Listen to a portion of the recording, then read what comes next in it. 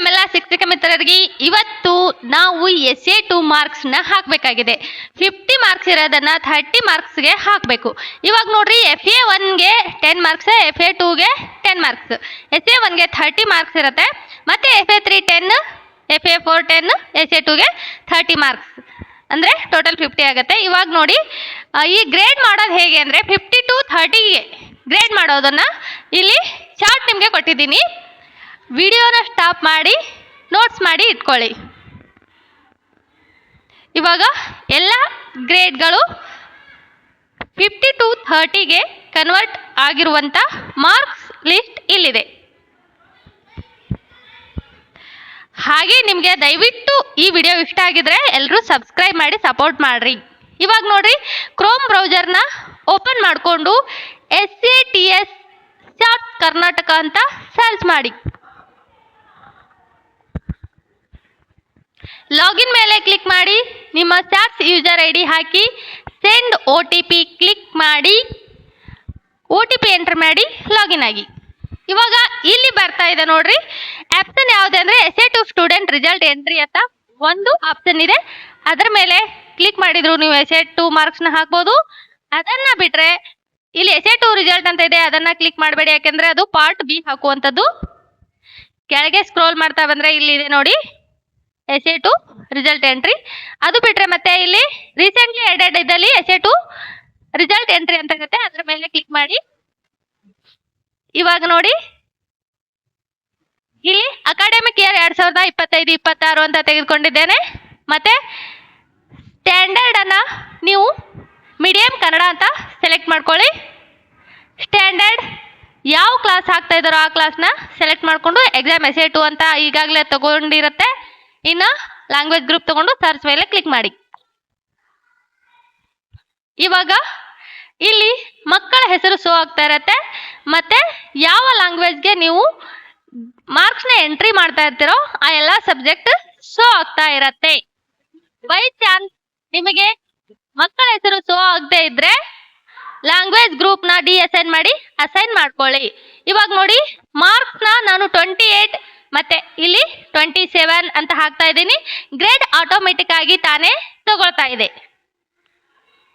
ಇವಾಗ 1 ಹಾಕಿದೆ, ಅದು ತಗೊಳ್ಳೋದಿಲ್ಲ.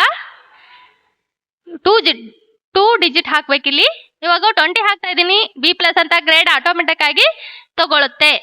ನೀವು ಈ ರೀತಿ 6 ಸಬ್ಜೆಕ್ಟ್ನ ಮಾರ್ಕ್ಸ್ ಎಂಟ್ರಿ ಮಾಡಬೇಕಾಗಿರುತ್ತೆ. 50 ಮಾರ್ಕ್ಸ್ನ 30ಗೆ ಕನ್ವರ್ಟ್ ಮಾಡ್ಕೋಬೇಕಾಗಿರತ್ತೆ. ಮೊದಲು ಅದನ್ನ ನೆನಪಲ್ಲಿ ಇಟ್ಕೊಳ್ಳಿ. ಪ್ರತಿ ಸಬ್ಜೆಕ್ಟ್ಗೂ 30 ಮಾರ್ಕ್ಸ್ಗೆ ನೀವು ಎಂಟ್ರಿ ಮಾಡಬೇಕಾಗಿರುತ್ತೆ. ರಿಸಲ್ಟ್ ಇಲ್ಲಿ ಮಾರ್ಕ್ಸ್ ಮಾತ್ರ ಎಂಟ್ರಿ ಮಾಡಬೇಕಾಗಿರತ್ತೆ. ಗ್ರೇಡ್ ಅದು ಆಟೋಮೆಟಿಕ್ ತಗೊಳತ್ತೆ. ಎಲ್ಲ ಎಂಟ್ರಿ ಆದ್ಮೇಲೆ ಸಬ್ಮಿಟ್ ಅಂತ ಕೆಳಗೆ ಕಾಣಿಸ್ತಾ ಇದೆಯಲ್ಲ, ಅದರ ಮೇಲೆ ಕ್ಲಿಕ್ ಮಾಡಿದ್ರೆ ನೀವು ಹಾಕಿರೋ ರಿಸಲ್ಟ್ ಸೇವ್ ಆಗತ್ತೆ. ಇವಾಗ SA2 ರಿಸಲ್ಟ್ ಅಂತೂ ಹಾಕಿದ್ವಿ. ಇವಾಗ ಮುಂದೆ ಏನ್ ನೋಡ್ಬೇಕಾಗಿದೆ, ಪಾರ್ಟ್ B ಹಾಕ್ಬೇಕಲ್ಲ, ಅದನ್ನ ನೋಡೋಣ ಬನ್ನಿ. ಇಲ್ಲಿ ಕಾಣಿಸ್ತಿರುವ ಆಪ್ಷನ್ಸ್ ಅಲ್ಲಿ SA2 ರಿಸಲ್ಟ್ ಅಂತ ಇದೆಯಲ್ಲ, ಅದ್ರ ಮೇಲೆ ಕ್ಲಿಕ್ ಮಾಡಿ. ಇದರಲ್ಲಿ enter update part B result ಅಂತ ಇದೆಯಲ್ಲ, ಅದ್ರ ಮೇಲೆ ಕ್ಲಿಕ್ ಮಾಡಿ. ಇವಾಗ standard, academic year, medium and language group ತಗೊಂಡು ಸರ್ಚ್ ಮೇಲೆ ಕ್ಲಿಕ್ ಮಾಡಿ.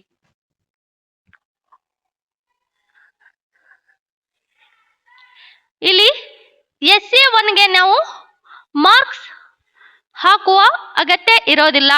ಆಟೋಮೆಟಿಕ್ ಆಗಿ SA2 ಹಾಕಿದ್ರೆ ಎರಡಕ್ಕೂ ಕೂಡ ಅಪ್ಲೈ ಆಗತ್ತೆ.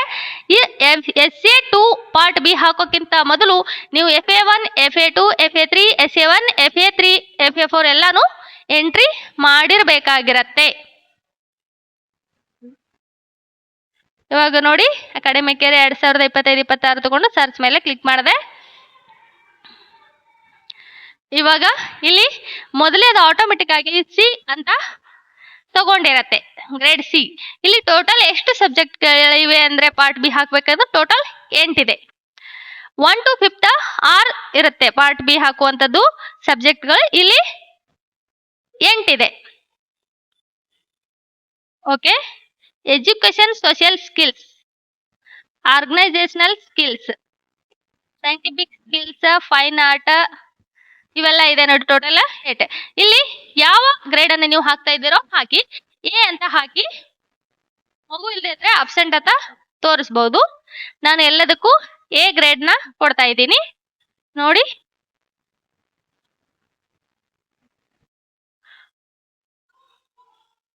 ಇವಾಗ ಎಲ್ಲ ಗ್ರೇಡ್ಗಳನ್ನ ಹಾಕಿ